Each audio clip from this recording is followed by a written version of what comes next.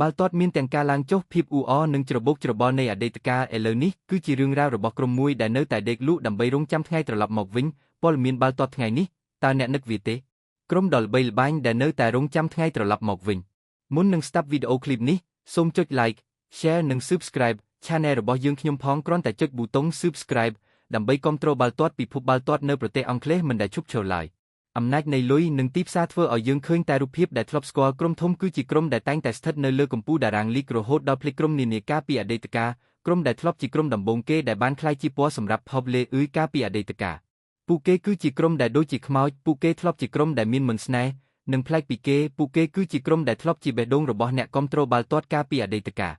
ឈ្មោះក្រុមនេះធ្លាប់ស្គាល់ប៉ុន្តែឯកសណ្ឋានដែលជាការចងចាំបាល់បោះរបស់ក្រុមទាំងនោះដែលធ្លាប់ត្រូវបានកាត់ចេញពីសៀវភៅ Star Soccer ហើយបិទនៅលើជញ្ជាំងបន្ទប់គេអាវក្រុមដែលមនុស្សមួយចំនួនធ្លាប់ពាក់លេងបាល់ទាត់ជាមួយមិត្តភក្តិរបស់ពួកគេឯកសណ្ឋានទាំងនោះគឺជាមរតកពីសម័យកាលបុរាណនៃ Pop League ដែលប្រហែលជាត្រូវបានគេបំភ្លេចចោលសប្តាហ៍ថ្ងៃនេះក្រុមមួយក្នុងចំណោមក្រុមទាំងនោះគឺ Coventry City អាចឡើងជណ្ដើរបានក្រុម Spikes នឹងត្រឡប់មកកាន់ Pop League វិញបន្ទាប់ពីអវត្តមាន25ឆ្នាំវាជាអ្វីដែលមនុស្សជាច្រើនចង់ឃើញការវិលត្រឡប់មកវិញនៃក្រុមដំបូងដែលធ្លាប់ជាក្រុមដ៏ល្បីល្បាញពីព្រោះវានាំមកនូវការចងចាំពីអតីតកាលដែលធ្លាប់មើលបាល់ទាត់វាដូចគ្នានៅឆ្នាំ2004នេះគឺជាកំពូលនៃឆ្នាំពួកគេអាចរស់រានមានជីវិតរហូតដល់ពួកគេឈ្នះជើងឯកទោះបីជាពួកគេចាញ់ក្រុម Manchester United ដែលមានឯកសណ្ឋានពេញលេញក៏ដោយប៉ុន្តែនៅពេលនោះពានរង្វាន់ UEFA Cup ដែលបានធ្វើឲ្យក្រុមមកពីក្រុមជើងឯកនេះលេងពីពេញទ្វីបអឺរ៉ុបនៅរដូវកាលបន្ទាប់ហេតុផលមួយទៀតដែលពួកគេជាក្រុមដែលអ្នកគាំទ្រស្គាល់ច្បាស់គឺដោយសារតែកេរ្តិ៍ឈ្មោះរបស់ក្រុមអ្នកគាំទ្រ Hooligan ដែលជាកម្រិតដើមរបស់ប្រទេសអង់គ្លេសរហូតដល់ចំណុចដែលវាត្រូវបានថតជាខ្សែភាពយន្តរឿង Green Street Hooligan នៅពេលដែលខ្សែភាពយន្តនេះត្រូវបានចេញផ្សាយនៅប្រទេសថៃវាពិតជាទទួលបានជោគជ័យយ៉ាងខ្លាំង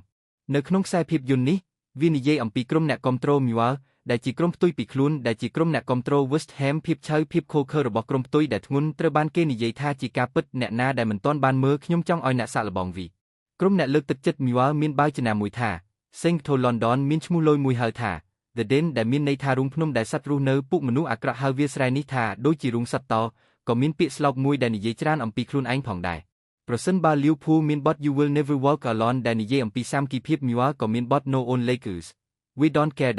ដែលមានន័យថាគ្មានអ្នកណាចូលចិត្តយើងទេយើងមិនខ្វល់ទេក្រុមអ្នកលើកទឹកចិត្ត Millwall និយាយថាពួកគេមិនចូលចិត្តនៅលើទីលានទេពួកគេមិនចូលចិត្តធ្វើដូចអ្នកដទៃទេពួកគេត្រៀមខ្លួនរួចជាស្រេចដើម្បីប្រឆាំងនឹងសង្គមណាមួយដែលបង្កប់នៅក្នុងដឺណារបស់ពួកគេក្រុមអ្នកគាំទ្ររបស់ពួកគេប្រហែលជាមិនមានរឿងព្រេងនិទានដែលគួរឲ្យចងចាំនោះទេ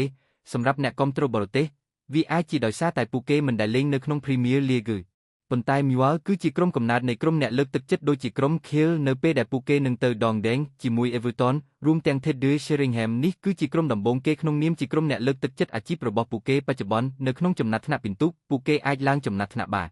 នទោះបីជាពួកគេមិនអាចឡើងចំណាត់ថ្នាក់ដោយស្វ័យប្រវត្តិក៏ដោយក៏ការទទួលបានលទ្ធផលល្អនេះពិតជាមិនមែនជាកំហុសឆ្គងនោះទេក្រុមបន្ទាប់ដែលខ្ញុំចង់ឲ្យអ្នកស្គាល់គឺ Wimbledon ដែលជាក្រុមដែលប្រព័ន្ធផ្សព្វផ្សាយថៃដាក់ឈ្មោះថាYom Hot ជាភាសាអង់គ្លេសពួកគេគឺ The Crazy Gang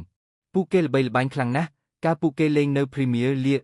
តាំងពីដើមរហូតដល់សតវត្សឆ្នាំ2000ពួកគេត្រូវបានគេស្គាល់ថាជាកីឡាករធ្ងន់ជាបាល់ទាត់អង់គ្លេសពិតប្រាកដអាចនិយាយបានថាពួកគេមានទម្ងន់ធ្ងន់ពេញហើយគ្មានអ្វីទាំងអស់ប្រសិនបើចៅក្រមនៅពេលនោះងាយស្រួលផ្លុំដូចពួកគេលើនេះ Wimbledon ប្រកាសជាស្ថិតនៅក្នុងក្រុមដែលមានកាត់ក្រហមរបៀបលេងរបស់ពួកគេគឺគ្មានអ្វីក្រៅពីការរត់ទេពួកគេក៏បានលេងនៅខាងក្រៅការប្រកួតដោយកាត់ទឹកក្តៅនៅក្នុងបន្ទប់ផ្លាស់សម្លៀកបំពាក់របស់ក្រុមឆលផងដែរឬពួកគេធ្លាប់លាបពណ៌ដើម្បីគាំទ្រក្រុមថ្មីដែលមិនទាន់ស្ងួតនៅឡើយសូម្បីតែប្រធានក្លឹប Seymour Sorn នៅពេលនោះក៏បាននិយាយថាយើងមិនបានមកលេងបាល់ទាត់ទេយើងមកប្រយុទ្ធពួកគេបានបញ្ចប់ដោយល្អបំផុតដល់ចំណាត់ថ្នាក់លេខ6នៅពាក់កណ្ដាលឆ្នាំ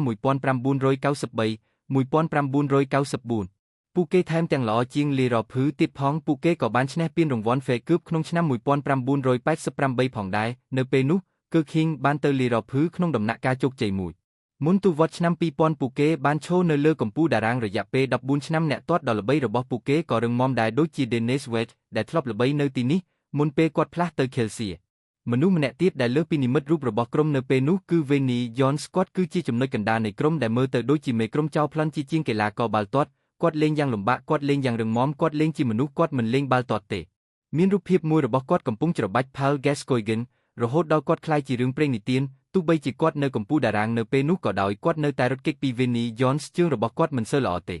គាត់ឈប់លេងយ៉ាងលឿនហើយក្លាយជាតារាភាពយន្តមនុស្សមួយចំនួនប្រហែលជាបានឃើញមុខរបស់គាត់នៅក្នុងភាពយន្តមុនពេលពួកគេដឹងថាគាត់ជាកីឡាករបាល់ទាត់ចំណុចទាបបំផុតនៃ Wimbledon គឺបន្ទាប់ពី Euro 2000 Wimbledon បានជួលកីឡាដ្ឋាន Selhurst Park របស់ Crystal Palace តាំងពីឆ្នាំ1991 ដូច្នេះក្រុម Seymour មិនអាចធ្វើអ្វីបាននៅក្នុងទីលាននោះទេមូលដ្ឋានអ្នកគាំទ្រនៃសង្កាត់នោះមិនដូចគ្នានឹងពួកគេទេវាធ្វើឲ្យមនុស្សចូលតិចជាងអ្វីដែលវាគួរតែមានម្ចាស់ក្រុមនៅពេលនោះគឺលោក Carlos Coppel គាត់គិតថាប្រសិនបើគាត់ស្នាក់នៅទីនេះក្រុមនឹងខាតបង់លុយដូច្នេះគាត់បានបង្កើតគំនិតឆ្កួតមួយគាត់បានផ្លាស់ប្ដូរជនជាតិសាម៉ាទៅកាន់ទីក្រុង Milton Keynes វាជាទីក្រុងថ្មីមួយដែលកំពុងតែរីកចម្រើនហើយមិនមានក្រុមបាល់ទាត់អាជីពនៅក្នុងទីក្រុងនោះទេដំបូងឡើយសមាគមបាល់ទាត់អង់គ្លេស FA បានប្រឆាំងនឹងវាប៉ុន្តែយូរទៅ Gascoigne បានផ្លាស់ទៅឆ្នាំ2002វាបានធ្វើឲ្យអ្នកគាំទ្រមានការខឹងសម្បារយ៉ាងខ្លាំងពីព្រោះវាត្រូវបានគេមើលឃើញថាការអនុញ្ញាតឲ្យក្រុមនៅដដែលគឺដូចជាការរងចាំសេចក្តីស្លាប់នៅទីបញ្ចប់ក្រុមបានផ្លាស់ប្ដូរទីតាំងហើយប្ដូរឈ្មោះទៅជា Milton Keynes Don ពេលពួកគេផ្លាស់មករស់នៅវិញវាបានក្លាយជាជនជាតិសាម៉ាថ្មីប៉ុន្តែដំបូងឡើយពួកគេបានយកជើងឯកទាំងអស់ដែល Wimbledon បានធ្វើឲ្យអ្នកគាំទ្រខឹងដូច្នេះពួកគេបានបង្កើតក្រុមថ្មីមួយដែលមានឈ្មោះថា AFC Wimbledon ប៉ុន្តែពួកគេមិនមានកីឡាករណាម្នាក់ទេពួកគេក៏មិនមានអាវដែរពួកគេមិនមានទីលានទេពួកគេត្រូវចាប់ផ្ដើមពីលីកខាងក្រៅវាគឺជាក្រុមបាល់ទាត់ពិតប្រាកដមួយវាមិនមែនជាក្រុមដែលមានលុយច្រើននោះទេនៅទីបំផុតវាបានចំណាយពេល14ឆ្នាំដើម្បីផ្លាស់ប្ដូរពីលីកខាងក្រៅទៅកាន់លីកកំពូលពួកគេមិនបានចាញ់ក្រុមណាម្នាក់ក្នុងរយៈពេលយូរបំផុតនោះទេ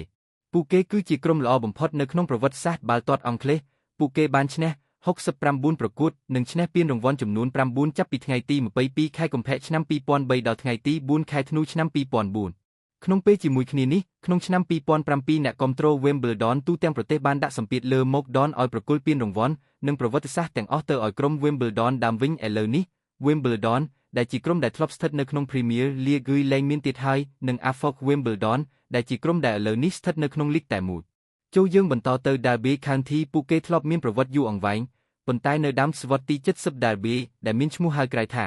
ធ្លាប់ជាជើងឯកនៃក្របខ័ណ្ឌ Division 1ក្នុងឆ្នាំ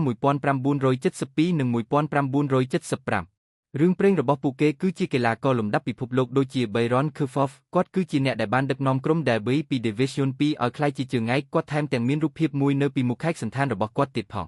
ប៉ុន្តែរូបភាពរបស់ក្រុម Derby នៃសម័យកាលនេះគឺជាសម័យកាលដែលពួកគេបានផ្លាស់ទៅ Premier League ក្នុងឆ្នាំ1996ហើយមានរយៈពេលរហូតដល់សតវត្សទី6មុនពេលពួកគេផ្លាស់ទៅលីកក្នុងឆ្នាំ2002ក្នុងឆ្នាំ1998និង1999ពួកគេបានបញ្ចប់ក្នុងចំណាត់ថ្នាក់លេខ8ពួកគេជាក្រុមខ្សែបម្រើដែលមិនអាចប្រៀបផ្ទឹមបានតារាឆ្នាំនៃសម័យកាលនេះគឺលោក Paulo Wingsop ដែលជាកីឡាករបាល់ទាត់កូស្តារីកាដែលធ្លាប់លេងតែម្នាក់ឯងទល់នឹងក្រុម Man Utd ក្នុងឆ្នាំ1997ម្នាក់ទៀតគឺលោក Fabrizio Ravanelli អតីតគ្រូបង្វឹកក្រុម Juventus ដែលបានលេងជាមួយក្រុម Derby ពីឆ្នាំ2001ដល់ឆ្នាំ2003ទោះបីជាគាត់នៅចុងបញ្ចប់នៃអាជីពរបស់គាត់ក៏ដោយគាត់បានលេងនៅ Premier League ហើយបានធ្វើឲ្យ Derby ល្បីល្បាញបន្ទាប់ពី5ឆ្នាំ Derby បានត្រឡប់មកវិញនៅឆ្នាំ2007ហើយបានក្លាយជារូបភាពអាក្រក់សម្រាប់ពួកគេនៅពេលនោះលទ្ធផលគឺអាក្រក់ខ្លាំងណាស់វាជាប្រភេទមួយដែលមនុស្សជាច្រើនមិនអាចស្រមៃបានក្នុងចំណោម38ប្រកួត Derby មានត្រឹមតែ11ពិន្ទុប៉ុណ្ណោះពីឈ្នះមួយប្រកួតពួកគេចាញ់8ប្រកួតនិងស្មើ29ប្រកួតពួកគេធ្លាក់មកបាត់តារាងវិញក្នុងពេលឆាប់នេះនៅថ្ងៃទី29ខែមីនាឆ្នាំ2008ការប្រកួតតែមួយគូដែលពួកគេឈ្នះគឺ Newcastle 1-0 Derby មិនមែនជាទីក្រុងធំទេប៉ុន្តែប្រជាជននៅក្នុងទីក្រុងមានភាពស្រដៀងគ្នាខ្លាំងណាស់ទៅនឹងបាល់ទាត់ឧទ្យាន Pride គឺជាភោគកីឡដ្ឋានដ៏ស្រស់ស្អាតនិងទំនើបវាជាភោគកីឡដ្ឋានដ៏ធំមួយបើប្រៀបធៀបទៅនឹងក្រុមកម្រិតជើងឯករួមទាំង Ligue 1ដែលពួកគេធ្លាប់ចូលរួមជាមួយនឹងកៅអីចំនួន30-000ពួកគេធ្លាប់ជាជើងឯកលីកនិងមានអ្នកគាំទ្រច្រើនក្រុមមួយទៀតដែលយើងមិនអាចបំភ្លេចបាននៅដើមដំបូងនៃ Premier League គឺ Blackburn Rovers កាលពីអតីតកាលមានក្រុមមួយឈ្មោះថា Abu Dhabi ឬ Sims មាន Jack Walker គាត់ជាអ្នកគាំទ្រដ៏ធំរបស់ Blackburn គាត់បានវិនិយោគលើឆ្នោតមួយក្នុងឆ្នាំ1991ហើយបានប្រកាសថាគាត់នឹងធ្វើឲ្យក្រុមក្លាយជាជើងឯករួមជាមួយ Kenny Denges បានទិញកីឡាករហើយបានបំផ្លាញស្ថិតគាត់ពិតជាបានធ្វើវាដោយយកឈ្នះក្រុមជើងឯក Premier League ក្នុងឆ្នាំ1995កីឡាករសំខាន់គឺ Alan Shearer និង Chris Chastain ប៉ុន្តែបន្ទាប់ពីនោះ Denges បានបោះបង់ចោល Alan Shearer បានផ្លាស់ទៅក្រុមផ្សេងហើយមានការផ្លាស់ប្ដូរច្បាប់គាត់បានទៅលេងបាល់ទាត់អឺរ៉ុបហើយលទ្ធផលមិនល្អគ្រប់គ្រាន់ទេកីឡាករនៅតែប្រយុទ្ធនៅក្នុងទីលានបន្ទាប់ពីក្លាយជាជើងឯកក្រុមនេះស្ថិតក្នុងស្ថានភាពមិនល្អ បន្ទាប់ពី2-3ឆ្នាំក្រុមនេះបានធ្លាក់ទៅបាត់តារាងនៅឆ្នាំ1999 ប៉ុន្តែមិនយូរប៉ុន្មានពួកគេអាចត្រឡប់ទៅកំពូលតារាងវិញនៅឆ្នាំ2001ពួកគេអាចឈ្នះពានរង្វាន់ Premier League ក្នុងឆ្នាំ2002ហើយជារឿយបានបញ្ចប់នៅពាក់កណ្ដាលកំពូលនៃតារាង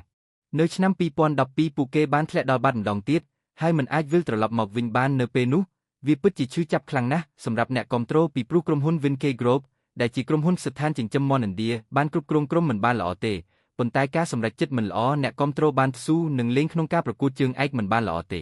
ពួកគេបានធ្លាក់ទៅបាត់តារាងម្ដងទៀតក្នុងឆ្នាំ2007ប៉ុន្តែពួកគេអាចត្រឡប់ទៅកំពូលតារាងវិញក្នុងរយៈពេលត្រឹមតែមួយរដូវកាលប៉ុណ្ណោះកីឡាករដែលអ្នកគាំទ្រចូលចិត្តក្នុងជុំទី2នៃក្របខ័ណ្ឌ Premier League គឺ Morten Kemp-Petersen ដែលជាខ្សែបម្រើស្លាបឆ្វេងរបស់ក្រុម Reds Kemp-Petersen គឺជានិមិត្តរូបនៃក្រុមក្នុងទសវត្សរ៍ឆ្នាំ2000គាត់មានសក់ពណ៌មាសនិងរាងស្អាតគាត់ជាខ្សែបម្រើស្លាបបុរាណគាត់លេងបានល្អណាស់គាត់ក៏ចូលចិត្តស៊ុតបញ្ចូលទីបានយ៉ាងស្រស់ស្អាតផងដែរជាពិសេសគាត់អាចជាឃាតករដ៏មុតស្រួចសម្រាប់ក្រុមហង្សក្រហមក្រុមមួយទៀតនៅទសវត្សរ៍ឆ្នាំ2000គឺក្រុម Bolton Wanderers ពួកគេជាក្រុមមកពីក្រុមធំជាពិសេសនៅក្នុងសម័យកាលរបស់លោក Sam Allardyce ដែលធ្វើឲ្យក្រុមពិបាកលេងពួកគេមិនបានផ្ដោតលើបាល់ដ៏ស្រស់ស្អាតនោះទេប៉ុន្តែផ្ដោតលើសមត្ថភាពក្នុងការលេងនៅកណ្ដាលទីលាននិងការរកគ្រាប់បាល់នៅឆ្នាំ2005ពួកគេបានបញ្ចប់ក្នុងចំណាត់ថ្នាក់លេខ6នៅក្នុងក្របខ័ណ្ឌ Premier League និងបានលេងក្នុងពានរង្វាន់ UEFA Cup ចំនួន2ដងពួកគេជាក្រុមដ៏ល្អមួយនៅពេលនោះ Bolton មានកេរ្តិ៍ឈ្មោះជាកីឡាករទាត់លំដាប់ពិភពលោកដែលចាប់ផ្ដើមមានជីវភាពធូរធារហើយមានបញ្ហាជាមួយក្រុមចាស់ហើយបានវិលមករកទម្រង់លេងល្អវិញកីឡាករទាត់ដ៏ល្បីល្បាញនៅពេលនោះគឺ Jay Okocha គាត់គឺជាអ្នកទាត់បាល់ដ៏បុរាណម្នាក់គាត់ធ្លាប់ជាជើងឯកពិភពលោកជើងឯកអឺរ៉ុបនិងជើងឯកបារាំង Fernando Hierro អតីតប្រធានក្រុម Real Madrid និង Nicolas Anelka ធ្លាប់រកគ្រាប់បាល់បាន Bolton ការពួកគេលេងនៅ Premier League គឺកីឡាដ្ឋាន Reebok របស់ពួកគេមានការរចនាទំនើបខ្លាំងបរិយាកាសពិតជាលំបាកណាស់សម្រាប់ក្រុមឈរជាពិសេសនៅពេលយប់នៅឆ្នាំ2012ក្រុម Bolton មានបញ្ហាហិរញ្ញវត្ថុហើយត្រូវចាកចេញពីក្លឹបពួកគេត្រូវបានតុលាការបញ្ជូនទៅថ្នាក់គ្រប់គ្រងក្លឹបនៅឆ្នាំ2019ពួកគេស្ទើរតែត្រូវបានបណ្តេញចេញដោយសារតែពួកគេមិនមានលុយគ្រប់គ្រាន់ដើម្បីបង់ប្រាក់ឲ្យអ្នកទាត់ពួកគេធ្លាប់លេងនៅលីកទី2ដែលជាលីកទាបបំផុតរបស់ក្លឹប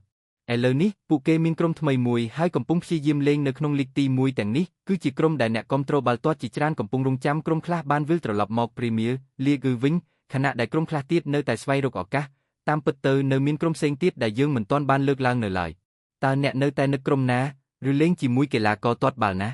សូមប្រាប់យើងខ្ញុំផងសូមអរគុណសម្រាប់ការទស្សនាពីព្រោះបាល់ទាត់មានអត្ថន័យលើសពីបាល់ទាត់ទៅទៀតជួបគ្នានៅវីដេអូបន្ទាប់លាហើយ